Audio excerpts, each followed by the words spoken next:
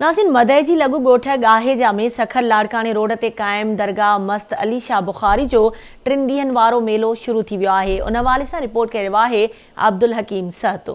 मदई जी लॻे ॻोठ गाहेजा में सखर लाड़का रोड ते क़ाइम थियल दरगाह मस्त अली शाह बुखारी जो 3 ॾींहनि वारो मेलो शुरू थी वियो आहे।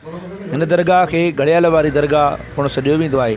3 ॾींहनि वारे मेले में मिठाई जूं बाज़ारूं, ॿारनि लाइ रांदीकनि जा दुकान, चोडेल ऐं वॾनि लाइ सर्गिस ऐं मल प्रोग्राम रखिया विया आहिनि। उन मौक़े ते ॻोठाणनि ऐं अक़ीदतमंदनि आवाज़ टीवी सां ॻाल्हाईंदे चयो त इन साईं के तकरीबन इतने उर्स शरीफ 35 साल थी विया हिते।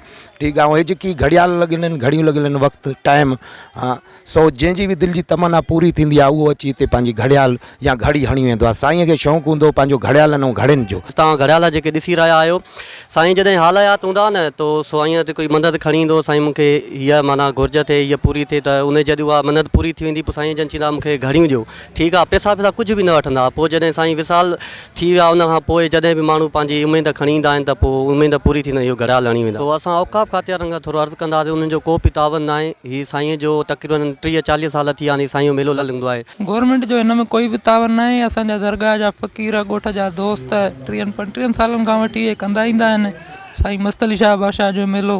बाक़ी ॿियो कंहिंजो बि कोई बि इंतज़ाम हिते कोन्हे का। ॻोठाणा पुलिस गॾिजी सॼी बिल्कुलु कंदा आहिनि। मस्त दरगाह उहा आहे जो जेको सवाली ईंदो उहो ख़ाली न वेंदो। मस्त दरगाह एॾी दरगाह आहे, हे जंग जो पीर आहे, जंग जो पीर आहे। जंग जे पीर में बाज़ार आहे। असां वॾा हिकिड़ा ख़ुशि नसीब इंसान आहियूं।